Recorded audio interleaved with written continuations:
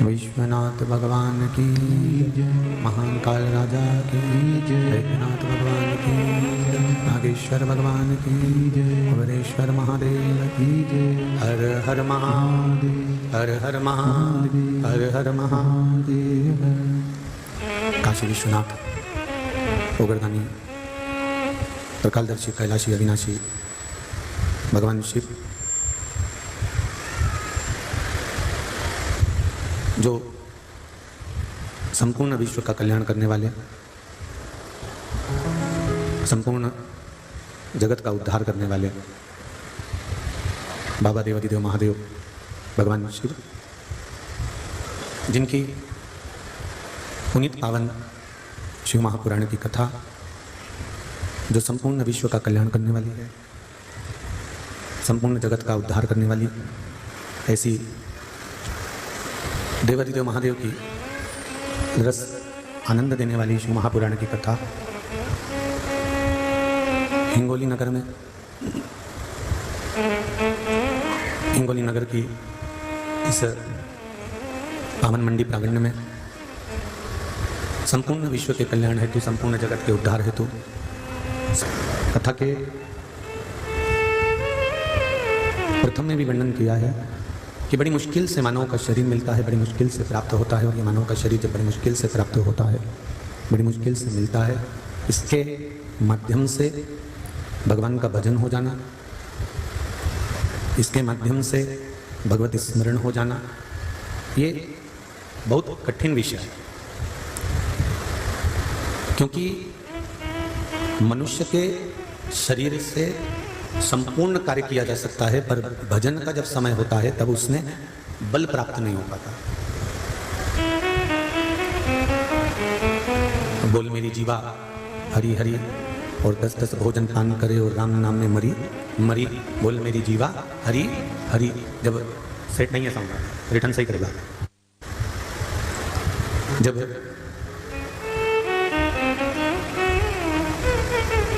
भोजन का समय होता है या भोजन करने का समय होता है या भोजन प्राप्ति का समय होता है, तब ये जिह्वा अपना असर दिखाती है। पर जब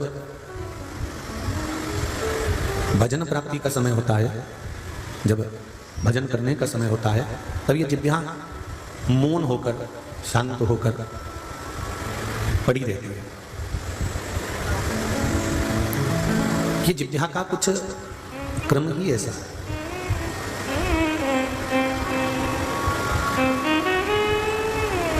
आप किसी से झगड़ा कर लिए हैं, आप किसी को अपशब्द कर रहे हैं, आप किसी को ताना दे रहे हैं, आप किसी को गाली दे रहे हैं, आप किसी की निंदा में लगे हुए हैं, तो ये जिह्वा थकती नहीं है, बोले जाती है, निंदा करने में इतनी अग्रण्य रहती है कि ये इसको समय का भी भान नहीं होता कि कितनी बज गई और कितनी वजह से हम लोग निंदा करने के लिए बैठे हो गए।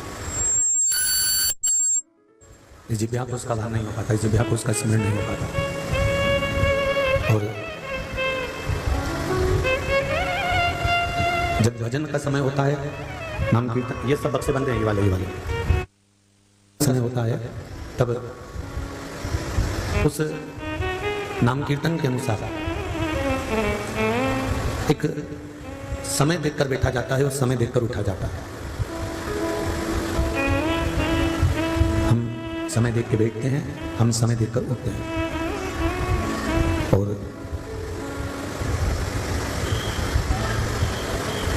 शिव पुराण कह रही है भगवान शंकर का भजन कराए, भगवान शंकर का कीर्तन कराए, भगवान शंकर की कथा कर रही है, मंत्र जाप, नाम जाप, स्मरण कर रहा है, भगवान की कथा का स्मरण वर्णन कर रहा है कि ये तो चल रहे हैं बाबू, ये दोनों चालू हैं, ये देख लो शंभू। जब कीर्तन का जो समय होता है उसमें हम समय देखकर बैठना और समय देखकर उठना, भगवान को यदि हमने थोड़ा बहुत भी दिया है, हमने परमात्मा को अगर थोड़ा बहुत भी समर्पित करा है, हमने भगवान को अगर थोड़ा बहुत भी दिया है, तो उसको हम 50 बार स्मरण कर कर रखते हैं कि मैंने भगवान को ये मुकुट चढ़ाया था, मैंने भगवान के लिए वस्त्र बनवाए थे, मैंने भगवान के लिए ये भोजन बनवाया था, ये मैंने भगवान के लिए 56 भोग तैयार करे थे, मैंने भगवान के लिए ये उपवास किया था, ये व्रत करा था, ये साधना करी थी। इसको हम स्मरण बार बार करते हैं, इसको हम याद बार बार करते हैं। पर शिव महापुराण की कथा कहती है कि भगवान के लिए जो तुमने किया है, जो तुमने ठाकुर के लिए, कृष्ण के लिए, राम के लिए, शिव के लिए या समाज के लिए, यहां तक शिव पुराण कर रही है कि अपनी समाज के लिए, अपने धर्म के लिए, अपने परिवार के लिए, अपने कुटुंब के लिए, अपनों के लिए, परमात्मा के लिए, गुरु के लिए जो किया है उसको करने के बाद भूल जाना चाहिए। उसके बाद हमें स्मरण नहीं आना चाहिए कि मैंने समाज को ये दिया था तो मेरा बार बार गुणगान किया जाए, मैंने समाज को ये दिया था तो मुझे बार बार इसका स्मरण किया जाए, मैंने समाज को ये दिया था इसलिए मेरा स्मरण बार बार किया जाए, मुझे याद बार बार किया जाए। ये क्रम नहीं होना चाहिए।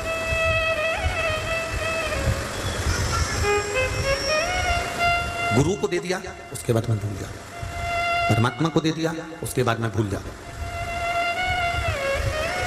बहन बेटी को दे दिया उसके बाद मैं भूल जाऊं, गौ माता को रोटी दे दी उसके बाद में भूल जाओ। ये मत बोलना कि अब भी तो मैंने 15 मिनट पहले तो रोटी दी थी, गाय आई थी और फिर गाय आकर खड़ी हो गई, फिर रोटी दो, तो उसको दे दी ना, भूल जाओ कि हमने 15 मिनट पहले दिया या 20 मिनट पहले दिया या 25 मिनट पहले दिया या 40 मिनट पहले दिया, या इसका स्मरण आप भूल जाइए।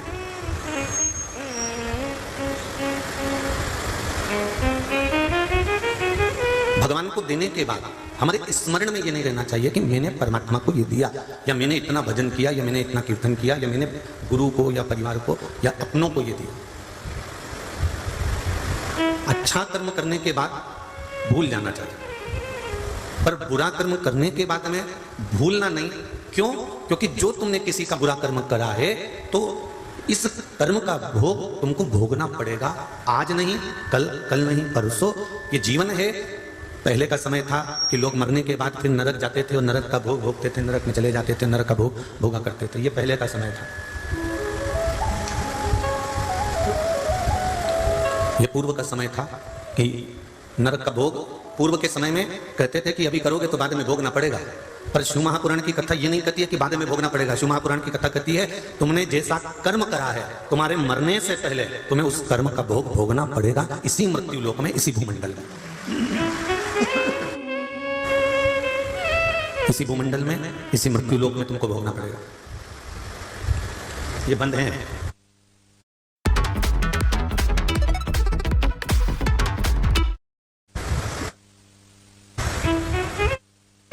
इसी भूमंडल में, इसी मृत्यु लोक में इसको भोगना है और भोगना पड़ेगा।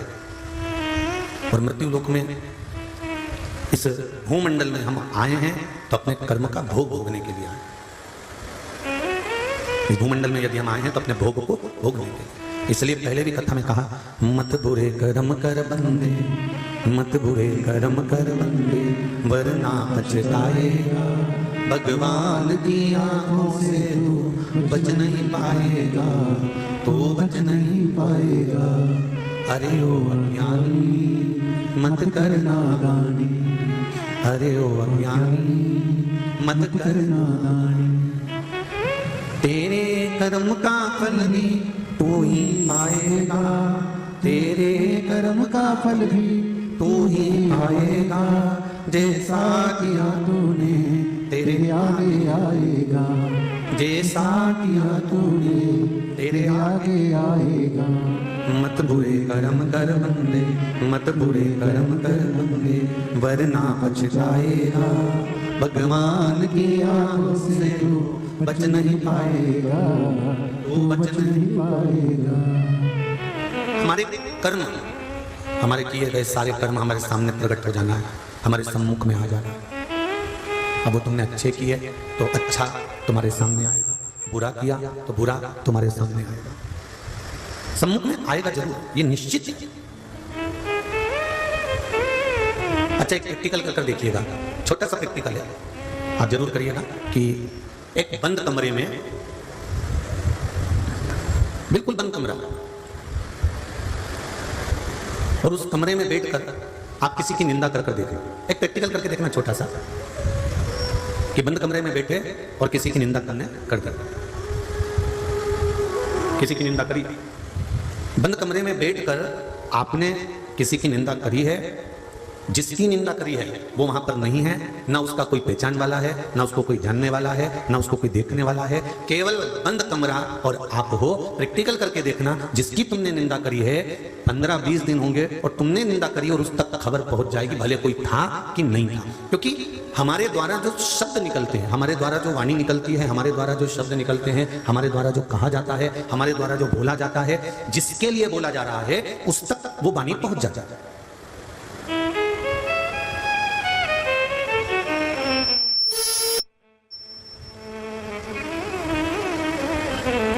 हमने जिसके लिए बोला वो वाणी वहां तक पहुंच जाएगी। अब समझिए, सिर में दर्द हो रहा है, गोली सिर की तुमने सिर पे मली है क्या? जम के तो बोलो नहीं, उसको खाइए। गोली खाने के बाद कहां गई? पेट के अंदर। बंद क्या हो गया? जम के तो बोलो सिर। हाथ में दर्द था, गोली हाथ में नहीं मली है, गोली खाई गई पेट में, दर्द बंद कहां का हुआ? हाथ का। कमर में दर्द था, गोली खाई गई पेट में, पर कमर का दर्द बंद हो गया। गोली को कैसे मालूम कि सिर ही बंद करना है? गोली को कैसे मालूम कि मुझे कमर का दर्द ही बंद करना है?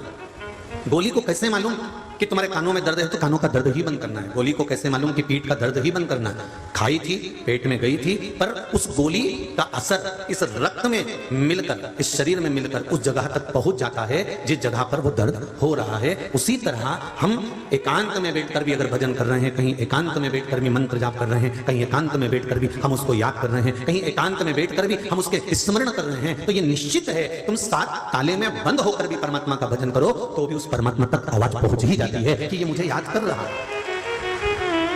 बंद कमरे में करी गई निंदा उस तक पहुंच जाती है कि इसने मेरे लिए ये बोला है, किसी ने नहीं बताया, कोई बोला ही नहीं, फिर भी हमारी वाइब्रेट, हमारे शरीर का बल वहां तक पहुंच जाता है और बता देता है, हमारी तरंगे बता देती है कि इसने निंदा करी।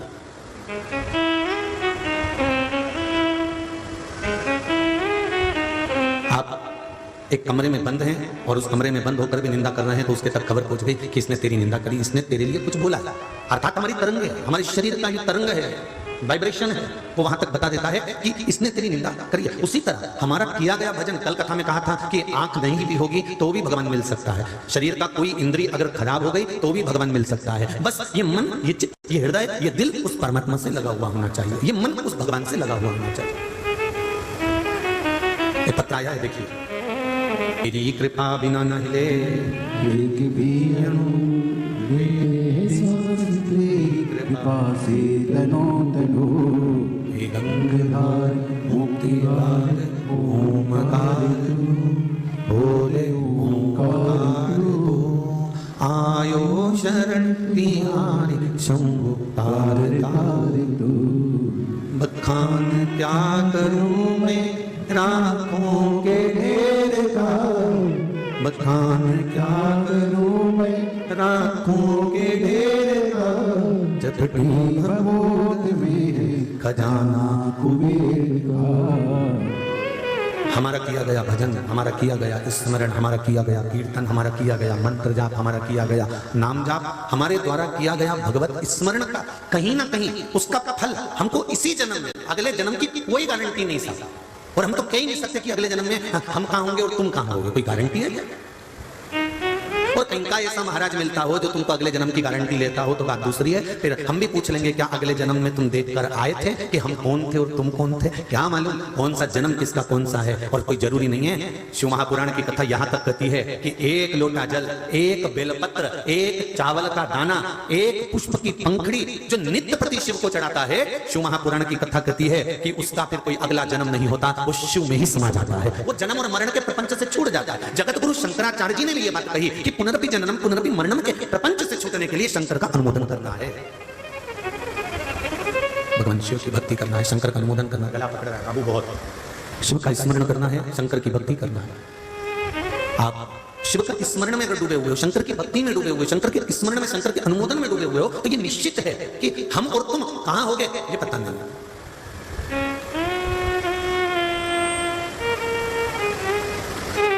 पर इतना मेरे बाबा से जरूर कहूँगा, इतना मेरे शंभू से जरूर कहूँगा, इतना मेरे शंकर से जरूर कहूँगा कि जब भी जन्म मिलेगा सेवा करेंगे, जब भी जन्म मिलेगा सेवा करूंगे। यहाँ इस कथा में कोई ग्वालियर का एक बालक आया हुआ है कथा सुनने के लिए। मुझे तो कल मालूम पड़ा कि वो सेंटिंग का काम करता है, कटिया जमाने का। उसने एक नियम बना लिया, जब से शिव पुराण के पहले जब वो दर दर भटकता था, ठेला चलाता था, दूसरों के यहाँ काम करता था, धक्के खाता था, उसने उस दिन से नियम बनाया कि 15 दिन काम करूंगा और 15 दिन जहां शिव पुराण की कथा होगी वहां सुनने जाऊंगा। तो बेटा कहाँ आती है, आओ एक बार कूदिए जल्दी। 15 दिन काम करता है और 15 दिन में 6 महीने का कमा लेता है। ये शिव की कृपा है। और 15 दिन काम कर 15 दिन कथा सुनने के लिए आता है। आओ दौड़ कर चंबा। मुझे तो कल मालूम पड़ा कि ऐसे ऐसे भक्त। एक माला दे जरा बाबा, बच्चे के लिए जोरदार ताली बजाएं।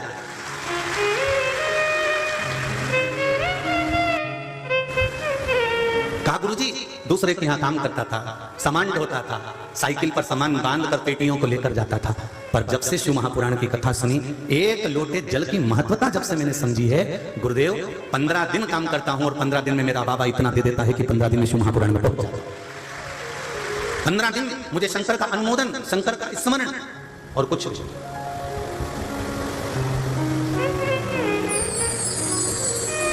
तो होगा इस पुराण में शिव की कथा। दुनिया के लोग भले कह दे कि बताओ उन्होंने ऐसा बता दिया, उन्होंने वैसा बता दिया, क्या होता है शंकर को जल चढ़ाने से, क्या होता है बेलपत्री खाने से। हम तो आपसे भी कहें, हम ये नहीं कहते कि शंकर जी पे चढ़ी, आप तो शिव जी से औषधि मांग कर लाइए ना बेलपत्री की। आपका शुगर, आप तो प्रैक्टिकल कर देखना, शुगर लेवल में नहीं आ रहा हो, बार बार तुम डॉक्टर को जांच करा रहे हो, शुगर लेवल में नहीं आ रहा, एक बेलपत्री शंकर जी से मांग कर लेकर आओ औषधि के रूप में, और उस बेलपत्र को चबा चबा कर खाना प्रारंभ कर दो। हाँ, किसी किसी को बेलपत्र खाने से मुख में छाल पड़ जाता है, जीवान छार छार हो जाती है, कड़वा मुंह हो जाता है, कई बार छाले पड़ जाते हैं। उनसे निवेदन है ऐसे नहीं खा सकते तो बेलपत्री को पीस कर गोली बनाकर मुख में डालकर पानी से निकल जाओ, और उस बेलपत्री का असर तो देखो कि शुगर लेवल में आई, बीपी लेवल में पहुंचा कि नहीं पहुंचा।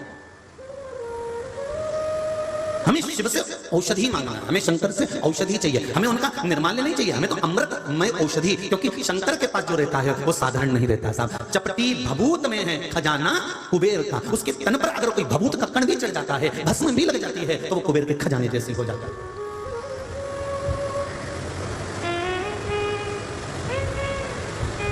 हम क्या वर्णन करें उसका। ये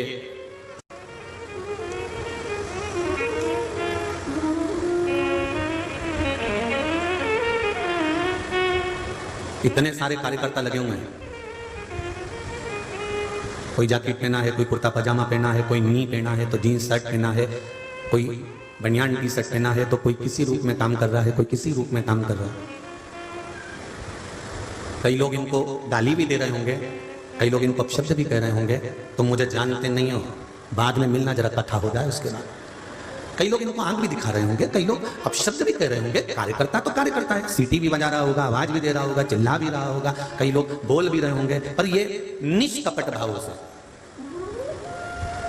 निष्कपट भाव से, ये नहीं कि मेरा आ गया तो मैंने आगे बिठा दिया, उसका आया तो पीछे, निष्कपट भाव से अगर इन कार्यकर्ताओं ने सेवा करी है तो 3 महीने के अंदर ये कार्यकर्ता भी मुझे सीवर में मिलने वाले हैं, ये निश्चित है। उसका फल क्या होता है ये देखिए, उसके फल का आनंद क्या होता है।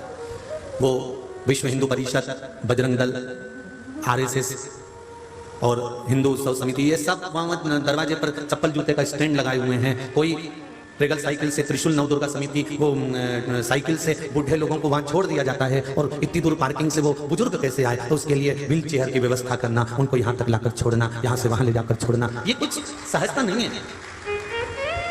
एक कोई समिति है, वो हमारे आप लोगों से हमारी कोई बात नहीं होती, और ये जजमान बैठे इनसे भी पूछना, या इनके यहाँ कैमरे लगे हो तो उसमें देख लेना, हम अपने कमरे से नहीं निकलते, ना इनसे हमारी कोई बात होती। और इनके रिश्तेदार यहाँ हैं तो उनसे भी पूछना कि गुरुजी मिलते क्या, नहीं।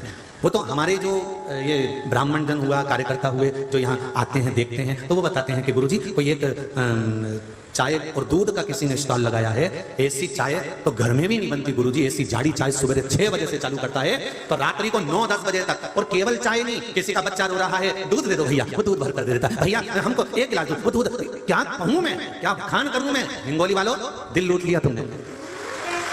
क्या वर्णन करे तुम्हारे लिए, क्या बोला। वो 20 रुपया ले रहे सो तो क्या जोरदार ऐसी माताएं अपना अपना चूल्हा लगा लगा के बैठी है, गरम गरम रोटी सेक रही, और क्या जोरदार बेसन और रोटी। ये बेसन और रोटी तक तुम्हारे घर में भी आनंद नहीं आएगा, लाइन लगकर खाने में आनंद आएगा। तुम देखो तो उसका आनंद कोई सहज है क्या। कोई ठंडा पानी पिला रहा है, आरओ ले आए, आरओ की बोतल उन्होंने रख दी, पानी पिला रहा है, कोई चप्पल जूते संभाल रहा है, कोई व्यवस्थाएं लगे, ये सब इसने कोई प्रसाद बांट रहा है, बिना सोचे क्या बांट गया, कैसे बांट गया, उसको मालूम ही नहीं। और लिख के रखना, हिंगोली वालों, तुमने कितना इन शंकर के गणों को दिया है। हम तो जो कथा में आता है उसको गण कहते हैं शिव का। इन शंकर के गणों पर कितना खर्च किया है उसको लिख कर रखना, और हिसाब लगा कर रखना कि मेरे बाबा ने 3 महीने में चौगुना कर दिया कि नहीं दिया। ये उसकी कृपा, ये उसकी उदारता है, उसकी दया है, उसकी करुणा है। आप कहीं पर भी बैठकर भजन कर लो, आप कहीं पर भी बैठकर स्मरण कर लो, आप कहीं पर भी बैठकर मंत्र जाप कर लो, उस मंत्र जाप का असर आपकी जिंदगी में होगा जरूर, ये निश्चित है।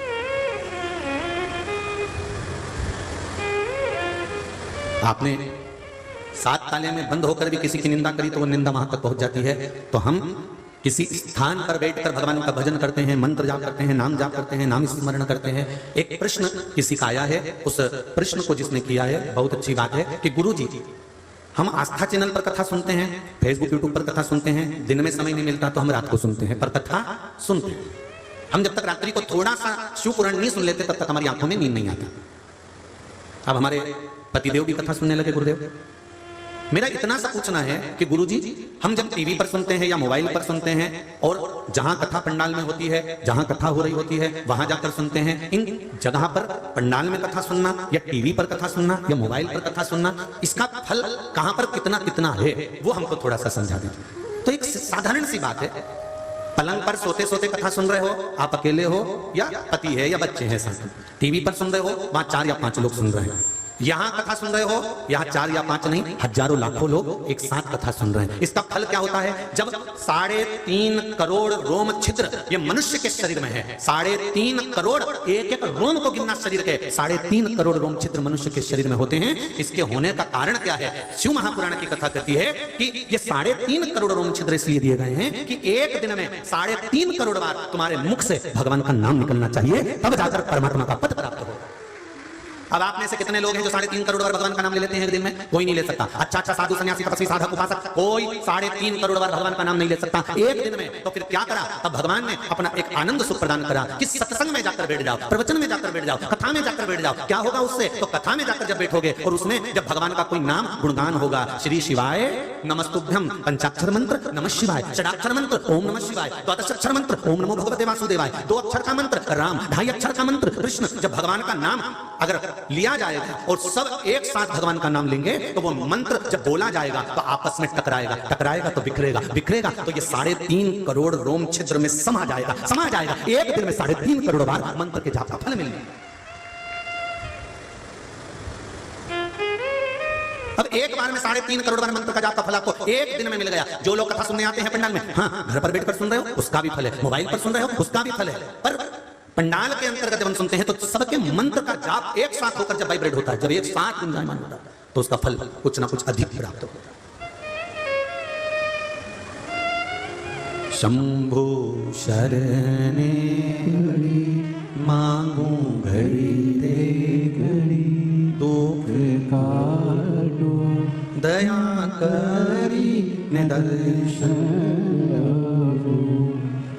एक व्यक्ति आवाज उठाता है तो उसकी आवाज थोड़ी दब सकती है, पर एक साथ हजारों व्यक्ति जब आवाज लगाते हैं तो उनकी आवाज दबती नहीं, वायुमंडल के द्वारा चलती चलती उस परमात्मा तक पहुंचती है और वो परमात्मा की कृपा हम पर तुरंत हो जाती है। ये उसकी कृपा से, उसकी दया से, उसकी उदारता से हमें प्राप्त होता है, ये उसकी कृपा से प्राप्त होता है।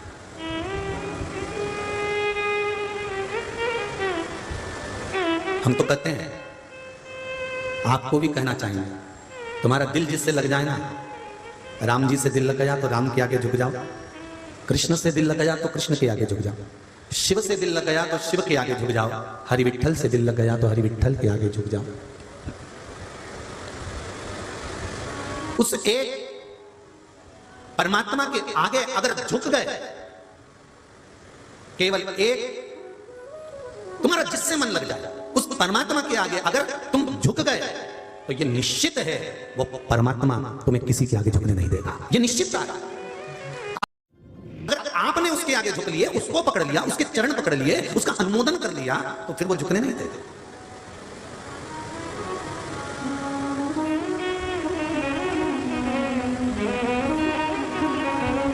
फिर वो आपको साधता, पकड़ लो हाथ गिरधारी, नहीं तो डूब जाए। हे भोले, हे शिव, हे शंकर, आप साध लोगे तो सद जाएगा। सतयुग, त्रेता, द्वापर, कलयुग, ये सारे युगों को कई लोग मिलते हैं तो कहते हैं कलयुग चल रहा है, बड़ा बेकार युग है, बड़ा बेकार। यहाँ सब एक दूसरे को निगलने की सोचते हैं, लोगों का धन निकल जाते हैं, पैसा निकल जाते हैं, प्रॉपर्टी पे कब्जा कर लेते हैं, एक दूसरे का घात करते रहते हैं, दिन भर गलत गलत काम करते रहते हैं। हम कहते हैं, लोग कहते हैं कि कलयुग में दुनिया के सब लोग राक्षस हो गए। हम कहते हैं राक्षस पहले नहीं थे क्या? सतयुग में भी तो राक्षस थे, हिरण्यकशिपु हिरण्याक्ष थे कि नहीं थे? उस समय पर कम राक्षस थे क्या?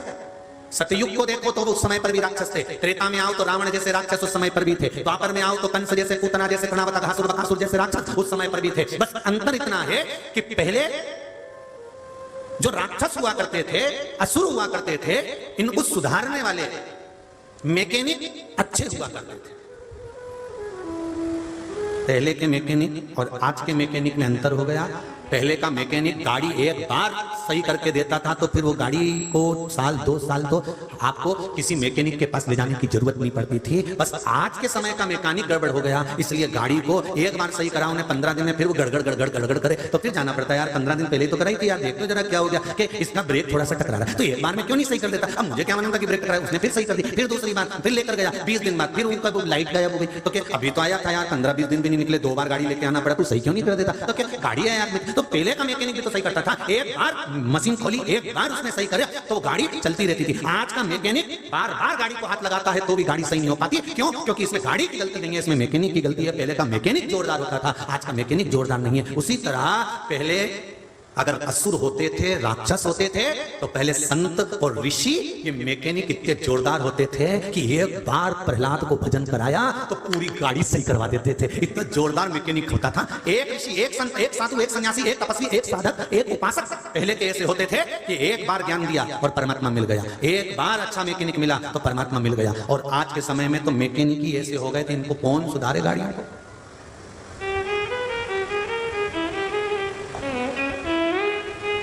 जब टीवी खोलो ना कहीं का मैकेनिक गड़बड़ ही मिलेगा, तो मैकेनिक ही बेकार हो गए। तब क्या करोगे? कैसे गाड़ियां सुधरेंगे? शिव पुराण कर रहे हैं, ये मौका मिला है भजन करने का, ये मौका मिला है मंत्र जाप करने का, ये मौका मिला है नाम स्मरण करने का। ये चूकना नहीं चाहिए, ये छूटे ना। मैंने तेरे ही भरोसे ओ बाबा, तेरे ही भरोसे हवा बिच उड़ती जावांगी, बाबा डोर हटो छठी में कटी जवानी। भोले मैं तेरी पतंग, शंभू मैं तेरी पतंग, हवा बिच उड़ती जावांगी, बाबा डोर हटो। छठी ये उसकी कृपा से प्राप्त होता है।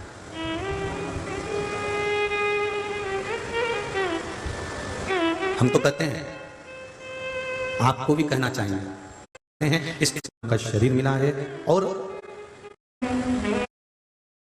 महाराज तक बात करते रहते हैं, भोले मैं तेरी पतंग, शंभू मैं तेरी पतंग, हवा बिच उड़ते जागे, बाबा डोर हटो। छठी में कटी जवानी। बड़ी मुश्किल से ये मनुष्य की देह मिली है, मानव का शरीर मिला है, और उस देह को प्राप्त करने के बाद भी अगर मंत्र जाप का स्मरण ना हो तो जीवन बेकार है।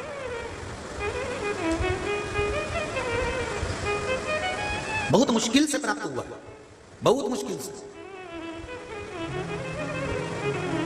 और भाग्यशाली हो हिंगोली वालों, जो कथा भी मिली तो हरतालिका तीज शिव महापुराण की कथा मिली है, जो पूरे भारत में मनाई जाती है।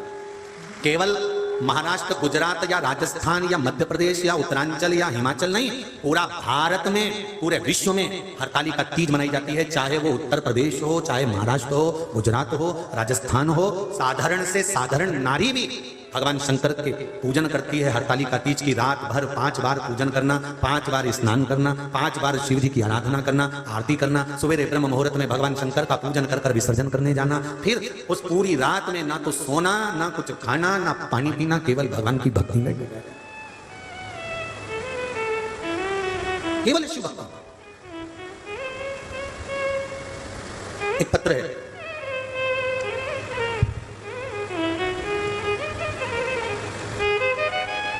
अगला फुलेरा वो खुद बनवाती है, उसकी गोदी में संतान। उस फुलेरा का वर्णन है, उस व्रत कर्म के अंतर्गत मान लो किसी कारणवश का मिट्टी का जो शिवलिंग का निर्माण करा है, उस शिवलिंग का निर्माण करना, सवेरे ब्रह्म मुहूर्त में भगवान शंकर का पूजन कर कर विसर्जन करने जाना, फिर उस पूरी रात में ना तो सोना, ना कुछ खाना, ना पानी पीना, केवल भगवान की भक्ति में, केवल शिव भक्ति।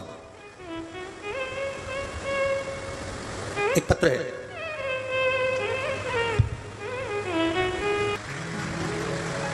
जैसे ये शिवलिंग आपने बनाया बालू रेत का, मिट्टी का, जो शिवलिंग का निर्माण करा है, उस शिवलिंग का निर्माण करने के बाद में आपके मध्य में जब आप शिवलिंग बनाते हो घर के अंदर हॉल में या मंदिर में, तो ऊपर कोई कुंडी वगैरह लगी हो, पंखा लगा हो, उस पे से रस्सी बांध कर लेकर आकर इस फुलेरे को इस तरह से शिव जी के ऊपर लटकाया जाता है। इसको फुलेरा कहते हैं। ये भगवान शंकर का अखंड सौभाग्य देने का फुलेरा होता है, जिसको माता पार्वती जी, उमा, कात्यायनी देवियों ने इसका स्मरण किया। एक गोल होता है, गोल, चौकोर, तिरछा, जिस तरह से भी बनाना हो, पर शिव जी के ऊपर नीचे शंकर भगवान होते हैं, ये थोड़ा ऊंचा, जिससे पूजन भी आराम से हो जाए, इसको ऊंचाई की ओर लगाया जाता है, जिससे भगवान, जैसे अपन जलाधारी लगाते हैं, उसी तरह से इस फुलेरे को लगाया जाता है। तो इस फुलेरे में कहीं ना कहीं पत्तियों को भी लगाना चाहिए। माला के साथ में कोई आम की पत्ती हुई, अशोक की पत्तियां हुई, उसका भी स्मरण इसमें आता है महाराज, उसका भी स्मरण। जैसे भगवान देवादिदेव महादेव का शिवलिंग का दर्शन हो गया सबको फुलेरा का, अरे जम के तो बोलो, हो गए ना? और जितने लोग आस्था पर सुन रहे हैं, जितने लोग फेसबुक यूट्यूब पर सुन रहे हैं, आ गया है the much awaited Realme 13 Plus, most powerful smartphones with unmatched speed. अगर आपके स्मरण में फुलेरा नहीं हो तो उसका दर्शन अवश्य करिएगा। शिव मंदिर में अगर जलाधारी भी लगी हुई है तो जलाधारी से फूल बांधकर नीचे की ओर लटकाना चाहिए, पर लटकाना चाहिए, फुलेरा बनाना चाहिए। 7 फल हैं फुलेरा। कितने फल हैं? 7। ध्यान दीजिएगा। पहला, फुलेरा जो नारी व्रत करती आती है और व्रत कर्म उसका चलता रहता है, उस व्रत कर्म के अंतर्गत मान लो किसी कारणवश बीमारी में, कोई गमी के अंतर, कोई सूतक सावड़ के अंतर्गत अगर नारी पूजन नहीं कर पाती है, पूजन नहीं कर पाई और उसने केवल फुलेरे का दर्शन ही कर लिया, अपने पलंग पर पड़ी पड़ी भी फुलेरे का दर्शन कर लिया है, तो नारी को हरतालिका तीज के व्रत का फल प्राप्त हो जाता है। 7 फल हैं भगवान शंकर के हरतालिका तीज के फुलेरे का। पहला फल व्रत का मूल। दूसरा, यदि कोई नारी आई और उसके संतान नहीं, 10 साल, 8 साल, 5 साल, 6 साल, 7 साल, 12 साल, 15 साल हो गए, उस फुलेरे का मात्र स्मरण कर एक पुष्प भी उसने अगर हल्दी कुंकू का लगाकर उस फुलेरे का टच कर भगवान शिव के पावन चरणों में रख दिया है और विनती कर गई है, तो अगला फुलेरा वो खुद बनवाती है, उसकी गोदी में संतान आ ही जाती है। अगला फुलेरा वो खुद बनवाएगी। के जाएगी, जी अगली बार फुलेरा मेरी तरफ से बनवा देना, मंदिर में फुलेरा मेरी तरफ से लगवाना, अगली बार जब तुम पूजन करो तो फुलेरा मेरी तरफ से बनवाना। ये फुलेरे का मान। तीसरा, महाराज हम कोई दान, गौदान, हरतालिका तीज की किताब है आपके यहाँ जो लोग पढ़ते होंगे, हरतालिका तीज की किताब, उसमें लिखा है ब्राह्मण देव को ये दान देना है, ऐसा दान देना है। अब कोई गरीब है, कोई साधारण है, नहीं है किसी की कैपेसिटी, नहीं दे सकता, तो क्या होता है? तो कहा हम गौदान नहीं कर पाते, हम स्वर्णदान नहीं कर पाते, हम वस्त्रदान नहीं कर पाते, हम मुद्रा दान नहीं कर पाते, हम अन्नदान नहीं कर पाते, हम ये सारे दान अगर नहीं भी कर पाते हैं, तो शिव महापुराण की कथा कहती है तीसरा फल फुलेरे का है कि मात्र फुलेरे का दर्शन, स्पर्श कर लेने से सारे दानों का पुण्य फल प्राप्त हो जाता है। ये तीसरा फल फुलेरे। अब हरतालिका तीज का फुलेरे का चौथा महत्व है महाराज। चतुर्थ महत्व हरतालिका तीज के फुलेरे का है, जो कुंवारी कन्या हरतालिका व्रत करती है,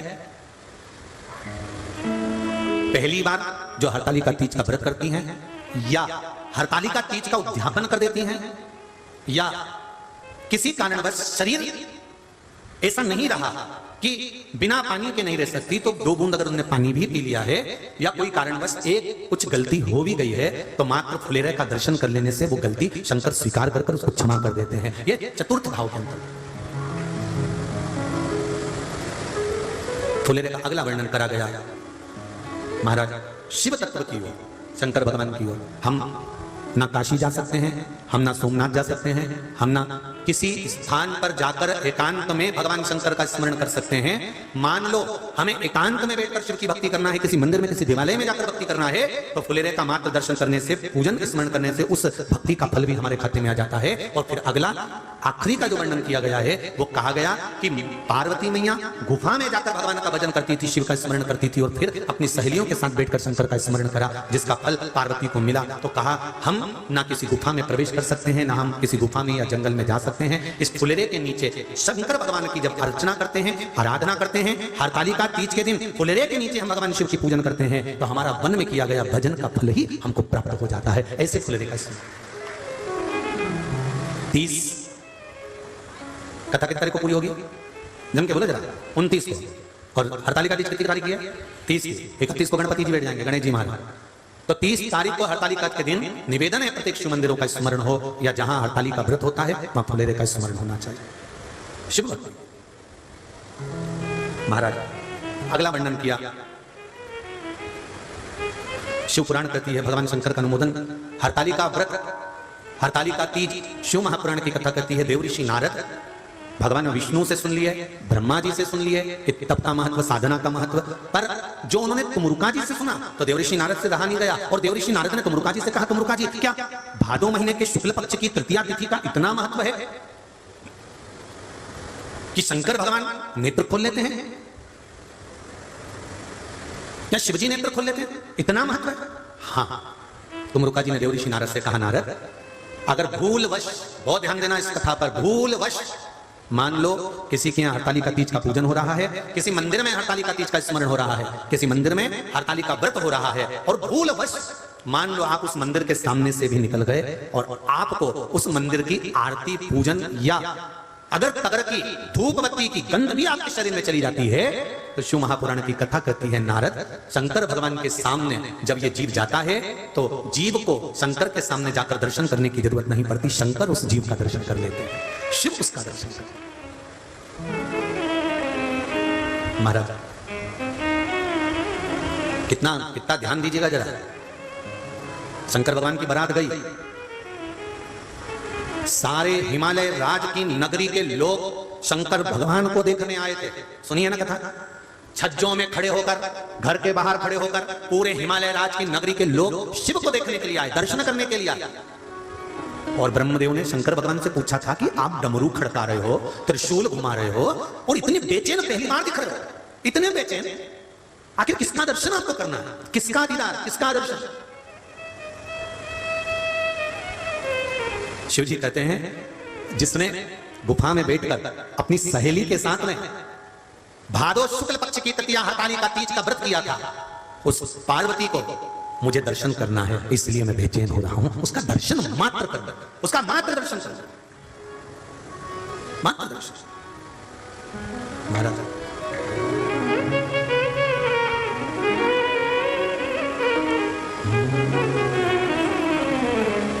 केवल विचार करने के लिए बड़ा सुंदर भाव का है। हूं तो कब से खड़ी रे तैयार, फूले में कब आएंगे, वो कब से हुई रे तैयार, भोले मेरे कब आए, ओ भोले मेरे कब आएंगे, ओ भोले मेरे कब आएंगे, हाँ भोले मेरे कब आएंगे, ओ भोले मेरे कब आएंगे। भगवान शिव की कथा कर रही, मैं तो कब से खड़ी रे तैयार, भोले मेरे कब आएंगे। महाराज भगवान शिव की आराधना, शिव मंत्र का स्मरण करेंगे सभी लोग अपने स्थान पर बैठकर, बाबा के आनंद में मंत्र का जाप करते हुए बाबा से अपने दिल की बात, अपने हृदय की बात कहेंगे। श्री शिवाय नमः, श्री शिवाय नमस्तुभ्यं श्री शिवाय नमस्तुभ्यं श्री शिवाय नमस्तुभ्यं श्री शिवाय नमस्तुभ्यं भोला सब दुख काटो मारा, ओ भोला सब दुख काटो मारा। शिव शंकर जपो तेरी माला, भोले बाबा जपो तेरी माला, भोला सब दुख काटो मारा, ओ भोला सब दुख काटो मारा।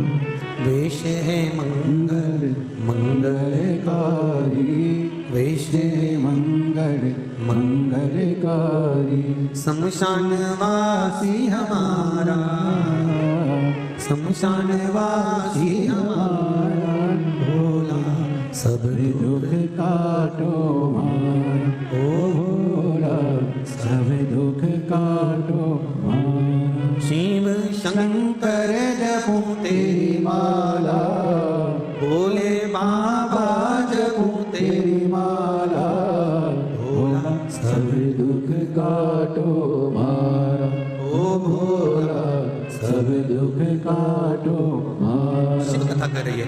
देव ऋषि नारद ने जैसा मुरुका जी से सुना वैसा की वैसा ही जाकर पार्वती मैया को कह गए। माता पार्वती जी से जाकर जैसा तुमरुका जी से विधान सुना था पूजन का, हरताली का व्रत का, वैसा कि वैसा ही पार्वती जी से कहा। पार्वती जी ने एक प्रश्न खड़ा किया। माता पार्वती का एक प्रश्न सम्मुख में आया। पार्वती जी ने प्रश्न किया, देवऋषि नारद आप कह रहे हैं कि भाद्रपद की शुक्ल पक्ष की तृतीया तिथि को हरताली का व्रत करना है, बालू का या मिट्टी का शिवलिंग बनाकर पूजन करना है, रात्रि को पूजन करेंगे। पर देवऋषि नारद मुझे तप करते करते साधना करते करते कितना वर्ष हो गया आपको मालूम है कुछ? कितने वर्ष तप साधना में हो गए, कितने वर्ष तप साधना में निकल गए, कितने वर्ष मेरे तप साधना के अंतर्गत निकल गए, आपको मालूम है कुछ?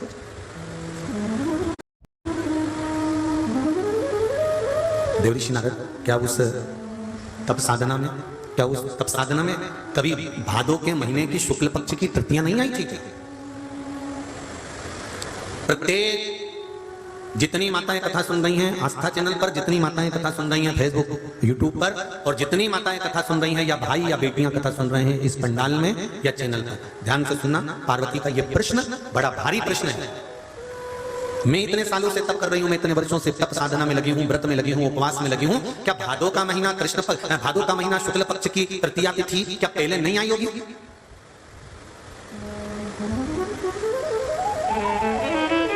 क्या पहले नहीं आई? आई पहले भी प्राप्त हुई। शंभो रिटर्न बढ़ाओ, पहले भी प्राप्त हुई, पहले भी। ऐसा नहीं है कि भादो महीने की शुक्ल पक्ष की तृतीया नहीं आई, आई।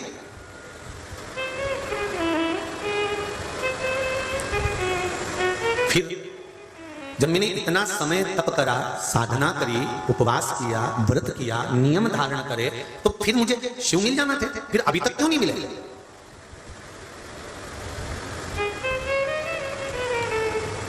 देखो बहुत अच्छे से समझ लेना हो जितने भी लोग बैठे हो।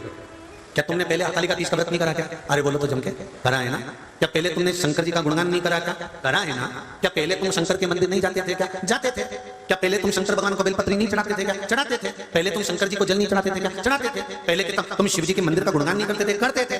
फिर आखिर ऐसा क्या है शिव पुराण में कि जब से शिव पुराण सुनना चालू करी है तब से बेलपत्र चढ़ाती हूँ उसका असर होता है, जल चढ़ाती हूँ उसका असर होता है, पशुपति व्रत करती हूँ उसका असर होता है, या मैंने एक जरा सा सामान भी शंकर जी को चढ़ाया और कामना करके चढ़ाया और मेरा काम हो जाता है। उसका कारण क्या है? वो क्या कारण है? क्योंकि तुमको मालूम पड़ गया कि शंकर को जल चढ़ाने का फल क्या है। तुमको मालूम पड़ गया कि सिर की गोली यही है, इसको खाऊंगी सिर दर्द बंद हो जाएगा। पैर की गोली यही है, इसको खाऊंगी पैर का दर्द बंद हो जाएगा। तुमको मालूम पड़ गया कि शंकर भगवान की 5 बेटियां जया, विषहरा, सामड़ी, दौतरी, देव ऊपर की की ओर विराजमान है, अशोक सुंदरी सामने विराजमान है, गणेश जी कार्तिक के पास में बैठे हुए हैं, माता पार्वती जी का हस्त कमल पर शिवलिंग रखा हुआ है। ये सब तुमको मालूम पड़ गया और चढ़ाने का तरीका मालूम पड़ गया कि बेलपत्री कैसे चढ़ाना है, जल कैसे चढ़ाना है, दूध कैसे चढ़ाना है, दही कैसे चढ़ाना है, पंचामृत कैसे चढ़ाना है। ये तुमको भान होता चला गया, ये तुमको ज्ञात होता चला गया। अभी तक अज्ञान थे हम, अभी तक हमें अज्ञान नहीं था इस चीज का। हम जाते जरूर थे शिव मंदिर, हम जाते जरूर थे शंकर के मंदिर, और हमको ये नहीं मालूम था कि शिव जी पर जल चढ़ाने का इतना फल है।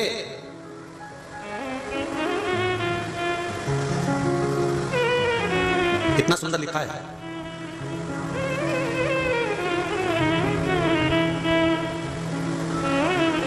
नारद पंच व्याख्यान के अंतर्गत एक बहुत सुंदर बात का वर्णन आता है।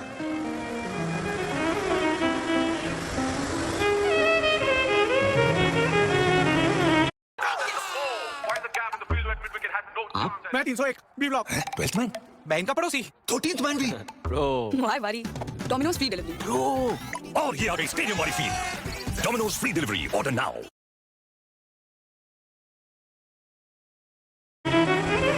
कलम पढ़ रहे थे तो उसका फोटो का भी हमने स्मरण किया, शायद हिमांशु के मोबाइल में होगा वो फोटो को, कि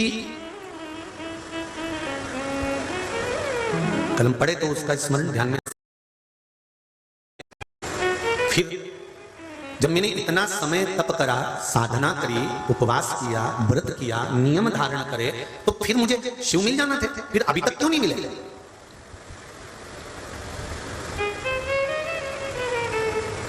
देखो बहुत अच्छे से समझ लेना हो, जितने भी लोग बैठे हो, क्या तुमने पहले हरतालिका तीज का व्रत नहीं करा क्या? अरे बोलो तो जम के, करा है ना? क्या पहले तुमने शंकर जी का गुणगान नहीं करा क्या? करा है ना? क्या पहले तुम शंकर के मंदिर नहीं जाते थे क्या? जाते थे। क्या पहले तुम शंकर भगवान को बेलपत्री नहीं चढ़ाते थे क्या? चढ़ाते थे। पहले तुम शंकर जी को जल नहीं चढ़ाते थे क्या? चढ़ाते थे। पहले के तुम शिव जी के मंदिर का गुणगान नहीं करते थे? करते थे। फिर आखिर ऐसा क्या है शिव पुराण में कि जब से शिव पुराण सुनना चालू करी है तब से बेलपत्र चढ़ाती हूँ, उसका असर होता है, जल चढ़ाती हूँ, उसका असर होता है, पशुपति व्रत करती हूँ, उसका असर होता है, या मैंने एक जरा सा सामान भी शंकर जी को चढ़ाया और कामना करके चढ़ाया और मेरा काम हो जाता है। उसका कारण क्या है? वो क्या कारण है? क्योंकि तुमको मालूम पड़ गया कि शंकर को जल चढ़ाने का फल क्या है। तुमको मालूम पड़ गया कि सिर की गोली यही है, इसको खाऊंगी सिर दर्द बंद हो जाएगा। पैर की गोली यही है, इसको खाऊंगी पैर का दर्द बंद हो जाएगा। तुमको मालूम पड़ गया कि शंकर भगवान की 5 बेटियां जया, विषहरा, सामरीबारी, दौतरी, देव ऊपर की ओर विराजमान है, अशोक सुंदरी सामने विराजमान है, गणेश जी कार्तिक के पास में बैठे हुए हैं, माता पार्वती जी का हस्त कमल पर शिवलिंग रखा हुआ है। ये सब तुमको मालूम पड़ गया और चढ़ाने का तरीका मालूम पड़ गया कि बेलपत्री कैसे चढ़ाना है, जल कैसे चढ़ाना है, दूध कैसे चढ़ाना है, दही कैसे चढ़ाना है, पंचामृत कैसे चढ़ाना है। ये तुमको भान होता चला गया, ये तुमको ज्ञात होता चला गया।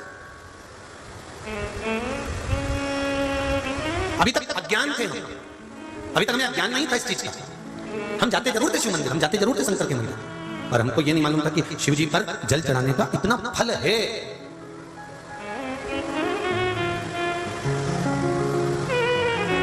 कितना सुंदर लिखा है।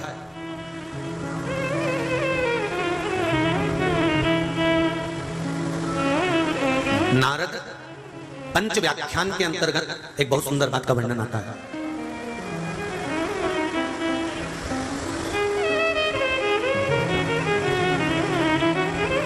कलम पढ़ रहे थे तो उसका फोटो का भी हमने स्मरण किया, शायद हिमांशु के मोबाइल में होगा वो फोटो को, कि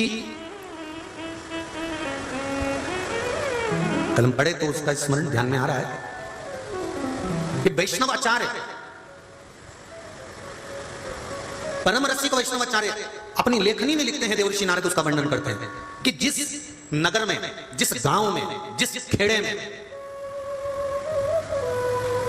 अगर शंकर भगवान का कोई मंदिर नहीं है, कोई शिवालय नहीं है, उस गांव में एक रात भी परम भगवदीय वैष्णव को नहीं ठहरना चाहिए। उस गांव में परम भगवदीय वैष्णव को एक रात्रि भी नहीं ठहरना चाहिए जहां शिव का शिवालय नहीं हो। कलम पढ़े तो उसका फोटो हिमांशु के मोबाइल में होगा, हम चाहेंगे आस्था चैनल पर वो फोटो दिखाओ कि हमने उस पुस्तक के उस पृष्ठ को जब स्मरण किया तो उसमें वर्णन आया कि गजब की बात परम भगवदीय वैष्णव के लिए लिखी है कि परम भगवदीय वैष्णव अगर किसी नगर में रुकते हैं, किसी नगर में ठहरते हैं, और यदि वहां शंकर का कोई शिवालय नहीं है तो वैष्णव को उस गांव में, उस नगर में तो रुकना भी नहीं चाहिए। उसका भी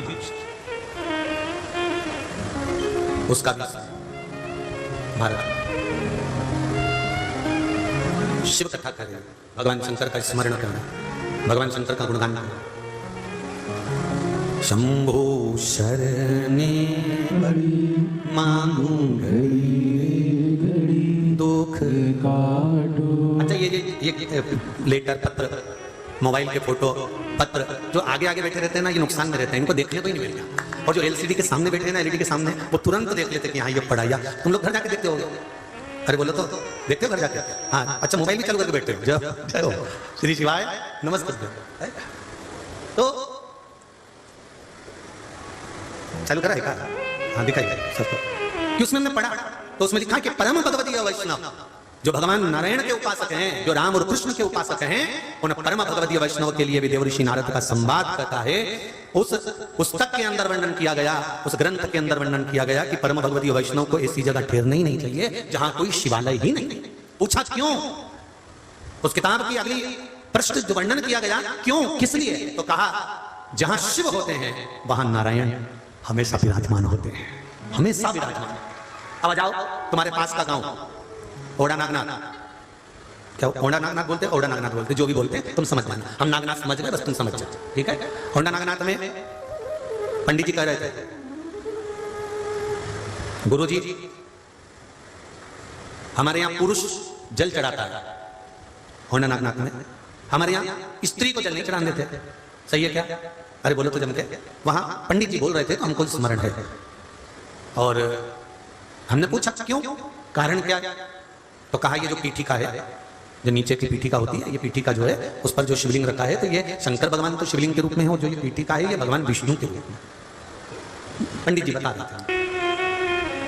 और वहीं के जो विद्वान ब्राह्मण जन हैं, विद्वान जन पुजारी जी हैं, उन्होंने ये बात बताई, इसलिए हम माताओं को यहाँ जल नहीं चढ़ाने देते, पुरुष जल चढ़ाता। ठीक है, हमने कहा ये आपके यहाँ की रीत होगी।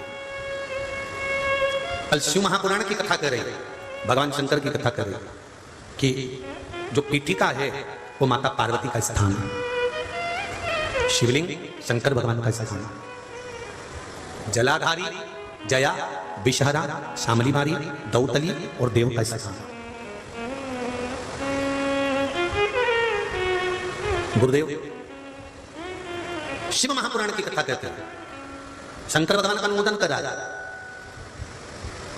शिव के बिना भगवान विष्णु नहीं रहते और भगवान विष्णु के बिना शिव नहीं रहते, एक क्षण भी नहीं रहते,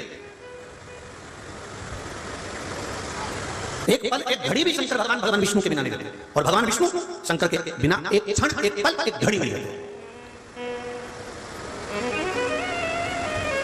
विचार करिए जरा, ध्यान दीजिएगा, हमने कितना भेद करा है भगवान में।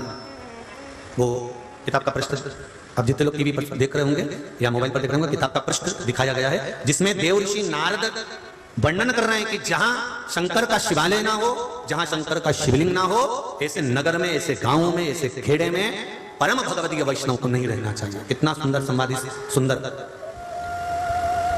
ग्रंथ के अंदर मिला, उसको पढ़िए श्लोक के साथ उसका पूरा व्याख्यान। महाराज शिव कथा कर रहे हैं, शंकर का, भगवान शिव भगवान विष्णु के बिना नहीं, और भगवान विष्णु भगवान शिव के बिना नहीं। शिव महापुराण की कथा कहती है एक लोटा जल हम जब भगवान शंकर को समर्पित करते हैं तो ये जल केवल शिव को नहीं मिलता, 33 कोटि देवता को ये जल समर्पित हो जाता है, 33 कोटि देवता।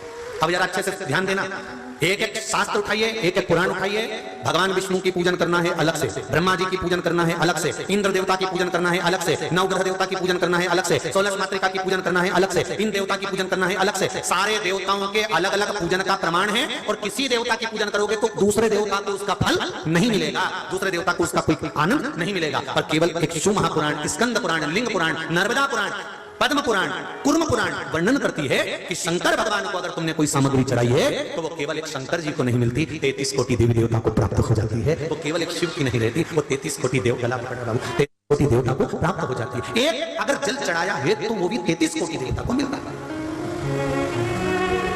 बाकी के देवताओं को चढ़ाया गया सब देवताओं को नहीं मिलेगा, बाकी के देवताओं को चढ़ाया गया सब देवताओं को प्राप्त नहीं होगा, पर शिव को चढ़ाया गया सब देवताओं को मिलेगा। अब और अच्छे से ध्यान देना, शंकर जी के मंदिर की चौखट, शिव मंदिर का शिवालय, शिवलिंग, पीठिका, या मंदिर के अंदर अगर प्रवेश नहीं है, किसी साउथ में मंदिर में शंकर भगवान को छूने नहीं देते, कई पत्र आते हैं साउथ से कि हमारे यहाँ मंदिर में शंकर भगवान को जल नहीं चढ़ाने देते, छूने नहीं देते, तो क्या करें हम? तो निवेदन शिव महापुराण की कथा कहती है, भगवान शंकर ने कुमरुका जी को कहा, कुमरुका तू मेरे द्वार पर जैसे नंदी मंदिर के अंदर विराजमान होता है, तो चौखट पर देहली पर तुम रुका तो विराजमान हो जा। अगर मात्र तेरा स्पर्श भी संसार के लोगों को हो गया तो शिवलिंग के पूजन का फल उनको प्राप्त हो जाएगा। अब देखिए कितनी सुंदर बात मेरे देवदेव महादेव ने तुमरुका जी से कही है। कितना सुंदर संवाद कहा है तुमरुका जी, कितना सुंदर।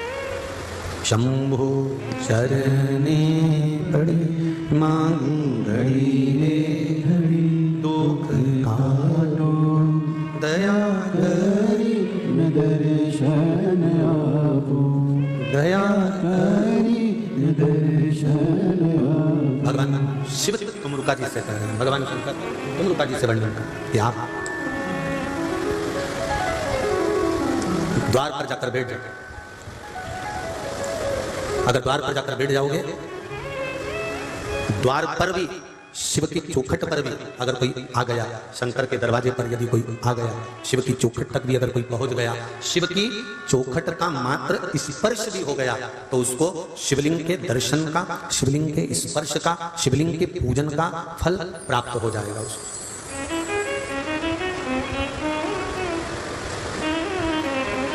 उसको फल मिल जाएगा। तो नारद जी से पार्वती ने प्रश्न किया,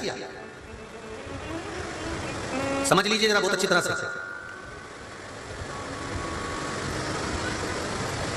नीलम की अंगूठी पहन ली, पुखराज की अंगूठी पहन ली, मोती की अंगूठी पहन ली, इस नक्षत्र की, इस ग्रह की, सारे ग्रहों की अंगूठियां पहनकर विचार करा कि मैंने सारे ग्रह को अपने काबू में कर रखा है, मुट्ठी में रख रखा है।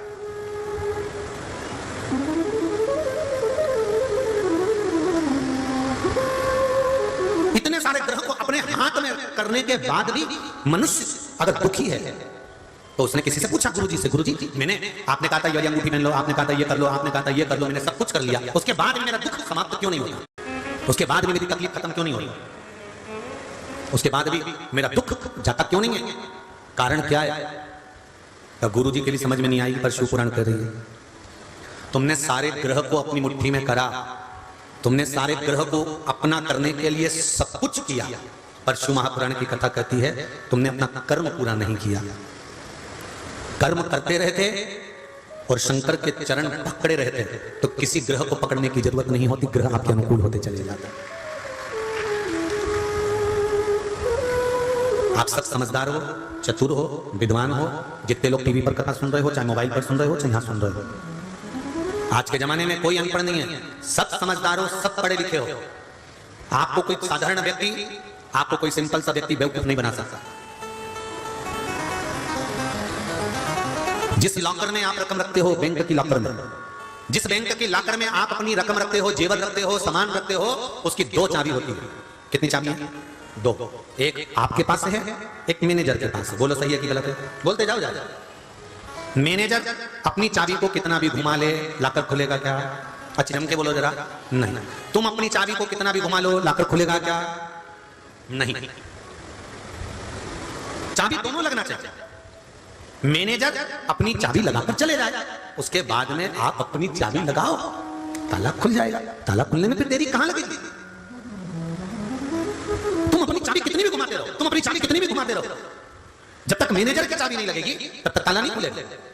और मैनेजर अपनी चाबी कितनी भी घुमा ले, तुम्हारी चाबी नहीं लगेगी तब तक ताला नहीं खुलेगा। उसी तरह शिव महापुराण की कथा और भगवान कृष्ण गीता जी में कहते हैं, कर्म की चाबी तू घुमा, मेहनत तू कर, काम तू कर, कर्म की चाबी घुमाता रहे। एक दुकान नहीं चली दूसरी डाल, दूसरी नहीं चली तीसरी डाल, एक जगह इंटरव्यू में पास नहीं हुआ दूसरी बार जा, एक बार अगर पास नहीं हुआ दूसरी बार पढ़ाई कर। अपनी कर्म की चाबी घुमाते रहे और उस परमात्मा को याद करते रहे। जब चाबी घुमाते रहे तो 2-3 आवाज बाहर लगा दे, मैनेजर साहब ताला नहीं खुल रहा, मैनेजर साहब ताला नहीं खुल रहा। तब मैनेजर कहेगा तू घुमा के देख तो सही। मैंने 25 बार घुमा के देख ली, ताला नहीं खुल रहा। तब मैनेजर आएगा, चाबी लाएगा, ताले में घुमाएगा और ताला खुल जाएगा। तुम कर्म की चाबी घुमाओ, भाग्य की चाबी वो घुमाकर चले जाएगा। तुम घुमाओ तो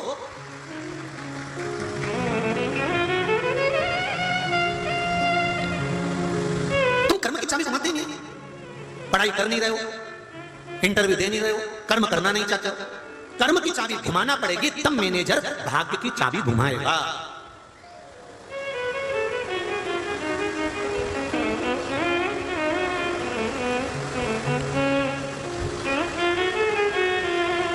हमारी एक बात लोग कथा में से काटकर बहुत चलाते हैं। किसी और वाले गुरुजी ने बेलपत्री की बीज वाली पत्ती पे शहद लगा के चढ़ाने का बोल दिया और बच्चे पढ़ाई नहीं करें तो क्या पास हो जाएंगे, और उसकी पूरी कथा उन्होंने नहीं दिखाई कि उसके पहले सीहोर वाले गुरुजी ने बोला है कि कर्म करना, कर्म करते रहना, जब कर्म कर कर थक जाओ तब उस देवाधिदेव महादेव पर एक बेलपत्र चढ़ाकर फिर जाना। उसको लोग पूरा नहीं दिखाते, उनको तो बस चाहिए कि महाराज ने बोला है उसको काट छाट कर थोड़ा ना थोड़ा ऐसा दिखा तो उसका स्मरण, पर फिर भी शिव कथा कर रही है। आप कर्म की चाबी को घुमाओ, भाग्य की चाबी मेरा महादेव घुमाए। पार्वती जी ने प्रश्न किया देवर्षि नारद से और कहा क्या मैंने इतने समय से हरतालिका तीज का व्रत नहीं किया था? तूने व्रत करा क्या? नहीं, व्रत तो नहीं करा, पर तब तो करा, साधना तो करी, भूखी तो रही, पानी भी नहीं पिया, मैंने पत्ता भी नहीं खाया बेलपत्री का, मैंने कोई फल भी नहीं खाया, मैं भूखी रही, प्यासी रही, रात रात दिन दिन जागती रही, तो क्या मुझे हरतालिका तीज का फल प्राप्त नहीं होगा?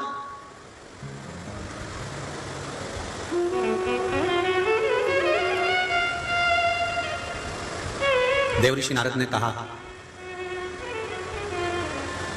सुनो पार्वती।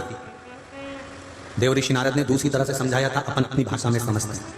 अपने मोहल्ले में एक लड़की रहती है, समाज की है, अपने घूमती, गाड़ी चलाती, पढ़ती लिखती, सब आती जाती भी है, आपका बेटी जैसा व्यवहार भी है उससे, पर अभी तक उस लड़की से मिलना जुलना हुआ, सब बातचीत हुई, वो बात अलग थी। अब तुम्हारे यहाँ उसी लड़की का संबंध आ गया और तुम्हारे बेटे से उस लड़की का संबंध पक्का हो गया, तो अब क्या पहले जैसी बात रहेगी? ईमानदारी से बोलो जरा।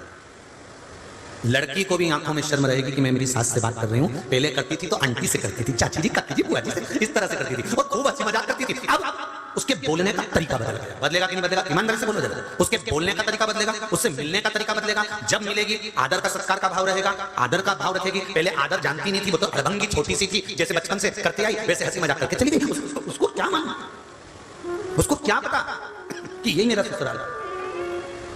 अब ससुराल होने के बाद में वो अड़भंगापन करेगी क्या, ठिठोली करेगी क्या, हंसी मजाक करेगी क्या? नहीं, अब आएगी तो कायदे से, भले कोई बुलाएगा भी ना, बेटा हमारे यहाँ जाना, हम मम्मी में आ जाएंगे। अब मम्मी करके बोली, पहले आंटी, चाची, काकी, अब मम्मी में आ जाएंगी। और इतनी मर्यादा से बोली, अब वो बार बार आती भी नहीं है। जब उसको बुलाओगे तभी आएगी। क्यों? क्योंकि उसको मालूम पड़ गया हमारा संबंध हो गया, यहाँ मेरा पक्का हो गया, यहाँ मेरा संबंध है, यहाँ मेरा पति रहता है। अब उसको मालूम पड़ गया। देवऋषि नारद ने पार्वती जी को समझाया, अभी तक तुम्हें मालूम ही नहीं था कि हरतालिका तीज होता ही क्या है। तो तुम भले तप करी, साधना करी, व्रत करी, उपवास करी, उसका कोई फल नहीं, पर अब तुम्हें मालूम पड़ गया कि हरतालिका तीज की महत्वता क्या है। अब मैं निश्चित कर कहता हूं कि तुझे शिव मिलेंगे, ये निश्चित है, क्योंकि अब तू हरतालिका को पहचान गई है। अब तू जान गई हरतालिका तीज के व्रत की महत्वता। जैसे एक दीदी ने लिखा कि फुलेरे का महत्व क्या है, फुलेरा कैसे होता है, तो आप अब जान गए, तो आपको आगे से और आपने अगर फुलेरा बांधना चालू कर दिया, आपको देखा दूसरा बंदेगा, दूसरे को देखा तीसरा, कि हरतालिका तीज में फुलेरे का क्या महत्व है, ये दुनिया के लोगों को मालूम तो पड़ना चाहिए। तो हिंगोली की ये कथा जो अग्रवाल परिवार कराया है, इस कथा का सबसे बड़ा सार तत्व है कि लोग जो हरतालिका तीज का व्रत करते थे, उस तीज के व्रत में जो जो गलती करते थे, वो गलती सुधारने का मौका इस कथा से मिल गया और हमारा व्रत अब सफल होगा, ये निश्चित हो गया। अब हमें शिव मिले, ये पक्का।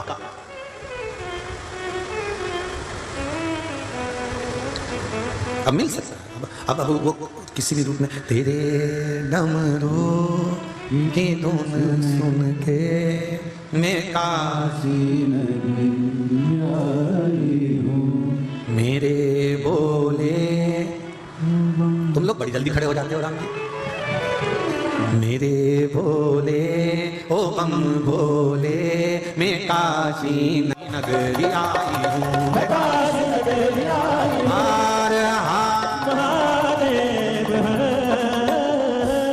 मेरे बोले ओ बम बोले, मैं काशी नगर।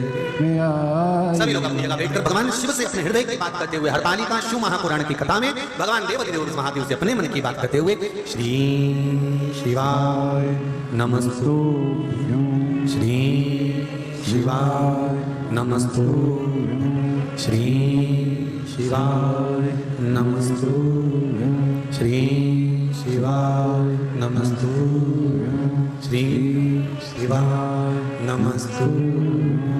भोला सब दुख काटो, ओ भोला सब दुख काटो, शिव शंकर जपू तेरी माला, भोले बाबा जपू तेरी माला, भोला सब दुख काटो भार, ओ भोला सब दुख काटो भार। देवर्षि नारद ने कहा, अभी तक तुमने जो तप करा था, साधना करी थी, व्रत करा था, उपासना करी थी, तुम भूखी रही, प्यासी रही, कुछ खाया नहीं, पिया नहीं, सब कुछ मानते हैं हम, पर तुमको ये नहीं मालूम था कि भादो महीने की शुक्ल पक्ष की तृतीया हरतालिका कहलाती है, उसकी आराधना कैसे करना चाहिए, उसकी पूजन कैसे करना चाहिए, तुमको इस चीज का भान नहीं था, इसलिए उसका फल तुम्हें प्राप्त नहीं हुआ।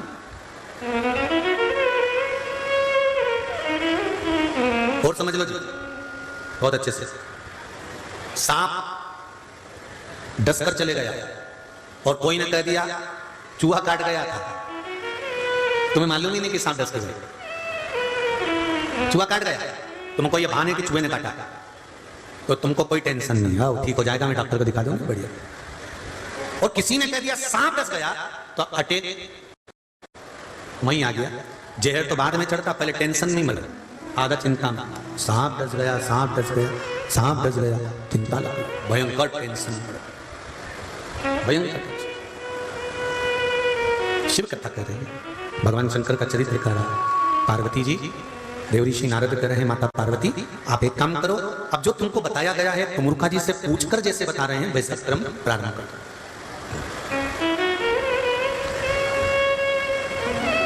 फोटो में स्माइल देना और साधारण जिंदगी में स्माइल में रहना बहुत अंतर है। बोलो जी सही है कि गलत है? बहुत अंतर।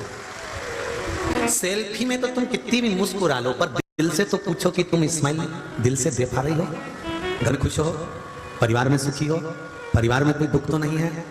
अगर जब व्यक्ति दिल से खुश होता है ना तो उसको कोई श्रृंगार की जरूरत ही नहीं पड़ती, वो अपने आप सुंदर नजर आता है, अपने आप।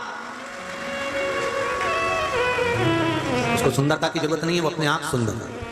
और एक निवेदन आप सबसे है, फोटो में स्माइल में रहो चाहे मत रहो, और अपने वर्तमान जीवन में स्माइल में रहना प्रारंभ कर दो, जिंदगी सवर जाए। फोटो में खुश रहने से कुछ नहीं होता, थोड़ा सा तुम फोटो किसी को भेज दोगे वो प्रसन्न हो जाएगा, मेरी छोरी अच्छी लग रही है, पर फोटो की स्माइल से जिंदगी नहीं चल सकती, फोटो की प्रसन्नता से जिंदगी नहीं चल सकती। तुम्हारी स्माइल, तुम्हारी प्रसन्नता, तुम्हारे चेहरे की खुशी भीतर से होना चाहिए। एक बात कहेंगे हिंगोली की इस कथा में, जीवन बहुत विचित्र है मेरी जीजियों, मेरे भाई, मेरी बेटियां, बेटा, जीवन बहुत विचित्र है। घर पे जाके एक लाइन लिखकर देखना, अक्कड़। क्या लिखोगे? बोलो, जम के बोलो, अक्कड़। अक्कड़ में कोई मात्रा लगी है क्या? हाथ पे लिख के देखो, का, ऑर्डर, इसमें कोई मात्रा लगी है कहीं कहीं? नहीं। अक्कड़ में कोई मात्रा नहीं है, पर सब में थोड़ी थोड़ी मात्रा में है। सही है कि गलत है? उसमें एक मात्रा नहीं लगी कि इसमें अक्कड़ में कोई मात्रा हो, का, ऑर्डर, इसमें कोई मात्रा लगी दिखे तो बताना कि कोई अक्कड़ में मात्रा लगाई हो, क्योंकि इसमें मात्रा लगाने की जरूरत ही नहीं है। अक्कड़ में मात्रा नहीं है, पर प्रत्येक व्यक्ति में थोड़ी थोड़ी मात्रा में। और वो जो हमने नहीं किया तुमको कि थोड़ी थोड़ी मात्रा, हम तो बोले थोड़ी थोड़ी मात्रा में है, पर हमने ये नहीं बोला कि अक्कड़ है। हम काय को बोले? तुम तो समझदार हो, हम कहकर काय को बुरे हो? तो अक्कड़ में कोई मात्रा नहीं है, पर थोड़ी थोड़ी मात्रा में सब में है। शिव पुराण कहती है जो तुम्हारे अंदर थोड़ी थोड़ी मात्रा में है, अपने परिवार में खुश रहने के लिए वो थोड़ी थोड़ी मात्रा की अक्कड़ को इसी शिव पुराण में छोड़कर चले जाओ। इसी नहीं छोड़ दो उसको कि नीचे अब हमने आज से शिव पुराण सुनी है, हम बदलेंगे, थोड़ा बदलाव हमारी जिंदगी में आना चाहिए। और वैसे भी आना चाहिए बदलाव। पहले छोरा छोरी नाना नानी के यहाँ से जाते थे तो बदल के आ जाते थे, दादा दादी के यहाँ जाते थे तो बदल के आते थे। तुम यहाँ से जाओ, कथा सुनकर अपने घर पहुंचो तो घर की बहुएं भी कहे हमारी अम्मा थोड़ी बदली बदली दिख रही है, तो लगे कि कथा का असर हुआ। नहीं तो जैसी थी जाते से ही चिल्लाई, पानी नहीं भरा, तो फिर तो घर के लोगों को भी लगेगा कि बताओ जैसी थी वैसी की वैसी। इसको कथा का कोई असर होता है? तो उसने पूछ लिया, मम्मी तुम तो कथा में गई थी, तो क्या हुआ? मैं तो सिर पे पल्लू रख के बैठी थी, तो इससे क्या होता? अंदर घुसी नहीं। बस तो निवेदन है कि थोड़ा यहाँ से जाने के बाद जिंदगी में बदलाव आना चाहिए, कथा सुनने के बाद थोड़ा बदलाव आना चाहिए। कथा हरतालिका तीज की कथा सुन रहे हो तो अब की बार हरतालिका तीज का जब व्रत करो तो थोड़ा बदलाव देखना चाहिए। तो शंकर भी कहेगा अब बदल गई, अब मुझे उठाना पड़ेगा। अभी तक तप करा, अभी तक साधना करी, अभी तक व्रत करा, अभी तक उपासना करी, उससे हमें भगवान मिले ना मिले, पर अब मिलेंगे ये निश्चित है, ये पक्का है, मिलेंगे ये निश्चित। मेरे भोले तेरा सहारा है, मेरी नैया का तो किनारा है। अंतिम बिंदु है वो, शिव का मिलन पार्वती जी को बताया, और पार्वती जी जब पूछी, अब बताओ नारद जी कि तुमने मुझे इतना ज्ञान दे दिया, अब मुझे बताओ कि माता हरतालिका का जब पूजन करना है, शिव जी की जब पूजन करना है, तो उसको मैं कैसे करूं, उसका अब मुझे नियम बताना प्रारंभ करो। तो नियम बताऊं, परंतु उससे पहले टाइम हो गया है, तो कल की कथा में नियम का वर्णन करेंगे, और उस नियम को देवर्षि नारद के मुख से श्रवण करेंगे जो तुमरुका जी ने वर्णन किया। एक पत्ती का वर्णन दे गया है कि शिव जी पर कौन सी पत्ती उस फुलेरे में लगाना, उसका वर्णन भी कल की कथा में